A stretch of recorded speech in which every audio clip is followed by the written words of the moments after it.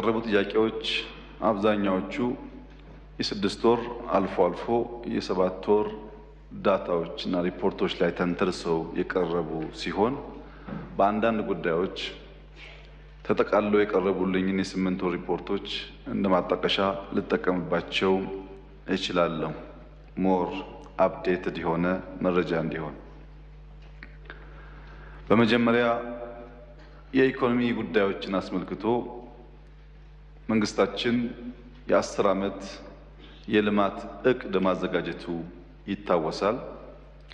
ከዚያ እቅድ የተቀዳ ካስኬት ተደርጎ የ5 ዓመት የ1 ዓመት በየሴክተርና ተቋማት ደግሞ ከዛም ባነሰ ጊዜ የተግባር እቅድ ተዘጋጅቶ እነዚያን አስተናስሎ በማሳካት ትልቁን እቅድ ከግብ ማድረስ ጥማት ጉጉትና ትጋት እንዳለ ይታወቃል። ይህንን እቅድ ስናዘጋጅ በይሆናል የገመትናቸው አልፎ አልፎ ደግሞ ያልገመትናቸው ሰው ሰራሽና ተፈጥሮ አደጋዎች በሀገር ደረጃም በዓለም አቀፍ ሁኔታም ያጋጠሙ ቢሆንም የዓለም አቀፍ ፋይናንስ ተቋማት ያለፈው ዓመት የሰብ ሰሃራ ሀገራት ኢኮኖሚክ እድገት 4.2% እንደሚሆን ገምተው ነበር። ይሁንና በባለፈው ዓመት ሪፖርት እንደተመላከተው ኢትዮጵያ 8.1% የኢኮኖሚ እድገት አስመዝግባለች። በዚህ ዓመት ለሰብ ሰሃራ ሀገራት የተሰጠው ግምት ከአምናው እምብዛም የራቀ ባይሆንም ኢትዮጵያ 8.4% ለማደግ አቅዳ ይህንን ለመተግበር ከፍተኛ ጥረት እያደረገች ትገኛለች። ባለፉት 8 ወራት የነበሩ የኢኮኖሚክ እቅዶቻችን አፈጻጸም እንደሚያመላክቱት በሚቀጥሉት 4 ወራት ይህንኑ ተግባር አጠናክረን መድገም ከቻል በዘንድሮ ዓመት ካቀድነው ከ8.4 በላይ ልናሳካ እንደምንችል ይጠበቃል። ያለፉት 8 ወራት የኢኮኖሚክ እንቅስቃሴዎቻችን በሙሉ በእያንዳንዱ ኢንዲኬተር በብልጽግና በኢህአደግ በደርግ በሚባል ደረጃ ሳይሆን በኢትዮጵያ ታሪክ ውስጥ ታይተው የማይታወቁ ውጤቶች ተመዝግበዋል። በተወሰነ ደረጃ በሴክተር ለማንሳት ከፍተኛ ግምት ከተሰጣቸው 5 ዋና ዋና ሴክተሮች አንደኛ የሆነው ግብርና። የኢትዮጵያ ግብርና ከሌሎች ሀገራት የሚለየው አብዛኛው የእርሻ ማሳ በአነስተኛና መካከለኛ ደረጃ የሚታዩ አርሶ አደሮች የያዟቸው ወደ ኮመርሻል ፋርሚንግ ያላደገ በመሆኑ እነሱን ማዕከል ያደረገ ኢንተርቬንሽን ይፈልጋል ለውጥ ለማምጣት። ባለፉት 5-6 ዓመታት በተሰሩ ስራዎች ዘንድሮ ብቻ የአነስተኛ አርሶ አደሮች የሰብል ሽፋን ከ17.5 ሚሊዮን ሄክታር ወደ 20.5 ሚሊዮን ሄክታር ማደግ ችሏል። ይሄ ትልቅ እመርታ ነው።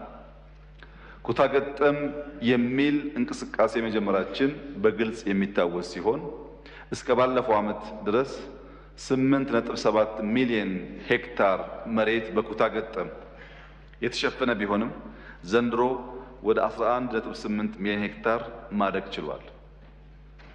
የመሬት ሽፋን ብቻ ሳይሆን ኩታ ገጠምም በከፍተኛ ደረጃ እመርታ አሳይቷል። ስንዴም ብቻ እንደ አንድ የሰብል ምርት ብንወስድ በመኸር 4.2 ሚሊዮን ሄክታር ስንዴ ተሸፍኗል። በበጋ ኢሪጌሽን 3.5 ሚሊዮን ሄክታር ታርሷል። በድምሩ በዚህ ዓመት ኢትዮጵያ ከ7.7 ሚሊዮን ሄክታር ያላነሰ በስንዴ ሰብል የሸፈነች ሲሆን ከዚህም ከ300 ሚሊዮን ኩንታል ያላነሰ ምርት ይጠበቃል። ይሄን ሴክተሩን ለሚያውቁ ሰዎች ስንዴ ከውጭ ማስገባት የለባትም ኢትዮጵያ ማምረት አለባት ብሎ ለወሰኑ ሰዎች እንደ ተአምር ሊወሰድ ይችላል። ዛሬ ኢትዮጵያ በአፍሪካ ከፍተኛው ስንዴ አምራች ሀገር አድርጓታል። ይሄ ጉዳይ የሚያማቸው፣ የሚያቀረሻቸው፣ የሚያቃጥላቸው ሰዎች ያሉ ቢሆንም እውነታው ይሄ ነውና መዋጥ ይኖርበታል። በአፍሪካ አንደኛዋ ስንዴ አምራች ኢትዮጵያ ናት። ዛሬ በስንዴ ብቻ ሳይሆን በቡና፣ በሻይ፣ በቅባት እህሎች ያየን እንደሆነ ባለፉት ጥቂት ዓመታት የመጣው ምርታ ይበል፣ ይበርታ፣ ይቀጥል የሚያስብል ነው። ለምሳሌ ቡና በለውጡ ማግስት 700 ሚሊዮን ገደማ ዶላር በዓመት ኤክስፖርት እናደርግ ነበር። ባለፈው ዓመት ብዙ እመርታ የመጣበት ከፍተኛ ውጤት የተመዘገበበት ዓመት ስለሆነ ከቡና ኤክስፖርት አንጻር 1.4 ቢሊዮን ዶላር በኢትዮጵያ ታሪክ ትልቁ የቡና ኤክስፖርት ተብሎ የተመዘገበ ነበር። ዘንድሮ ግን አምና ያልገቡ ቀድሜ የተከልናቸው ቡናዎችም ስለተጨመሩ ባለፉት 8 ወራት ብቻ ከ1.2 ቢሊዮን ዶላር በላይ ኤክስፖርት አድርገናል። በሚቀጥሉት 4 ወራት ባቀድነው እቅድ መሰረት ከፈጸምን ከሞላ ጎደል 2 ቢሊዮን ዶላር ቡና ኤክስፖርት እናደርጋለን። የተከበራችሁ የምክር ቤት አባላት፣ ኢትዮጵያ ውስጥ እያደገ በመጣው የሕዝብ ቁጥርና የቡና ፍጆታ ዝርዝር ጥናት ሳታካሂዱ በግርድፉ ኢትዮጵያ ውስጥ ያለው የቡና አጠቃቀም እያደገ መምጣቱን መገመት አያስቸግርም። የዛሬ 5-6 ዓመት 700 ሚሊዮን ኤክስፖርት የምታደርግ ሀገር በዚህ ዓመት ከሞላ ጎደል 2 ቢሊዮን ዶላር ኤክስፖርት ታደርጋለች ማለት ቡና ላይ ስር ነቀል ለውጥ መጥቷል ማለት ነው። የሚጨበጥ ውጤት መጥቷል ማለት ነው። ከ2 እጥፍ በላይ ኤክስፖርት በአንድ ኮሞዲቲ ማሳደግ የሚቻለው በዛው ልክ ያደገ ምርት ያለ እንደሆነ ብቻ ነው። ቡና ከሌላው ነገር የሚለየው በሀገር ውስጥም ከፍተኛ ተፈላጊ በመሆኑም ጭምር። በሻይ ምርት በቡና ልክ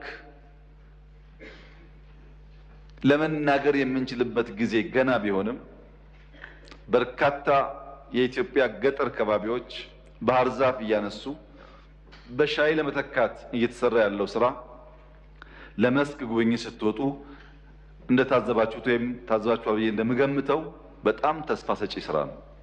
ሻይን ከቡና የሚለየው እንደ ቡና ለቅመን የምንሸጠው ሳይሆን የግድ ፕሮሰስ ማድረግ የሚጠይቅ ስለሆነ በግብርናው አንግል ብቻ ሳይሆን በአግሮ ፕሮሰሲንግ ተጨማሪ ስራዎች የሚጠይቅ ይሆናል።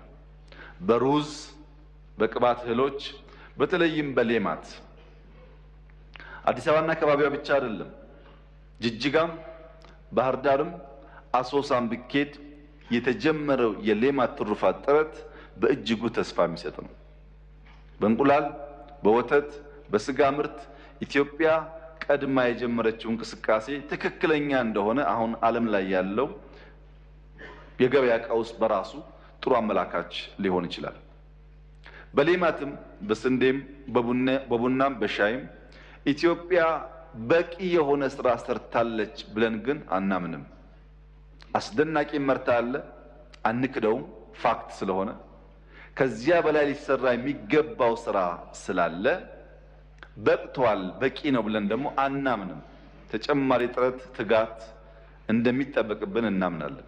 በተለይ መስኖን በርካታ አነስተኛ ግድቦች ተገንብተዋል። በየቦታው እንደምታዩት በርካታ ግድቦች ተገንብተው ካናል ተዘርግቶ በኢሪጌሽን ከዚህ ቀደም በሴፍቲኔት የምናውቃቸው አካባቢዎች ጭምር ምርት እያመረቱ ይገኛል። ግን መስኖ ላይ የሚሰራው ስራ ቀደም ሲል ለተነሳው ተጨማሪ ጥረት፣ ተጨማሪ የፕሮጀክት አፈጻጸም እድገት ይጠይቃል። መሬት ማስፋት አሁንም ኢትዮጵያ ከዚህ በላይ መሬት ለማስፋት እድል አላት።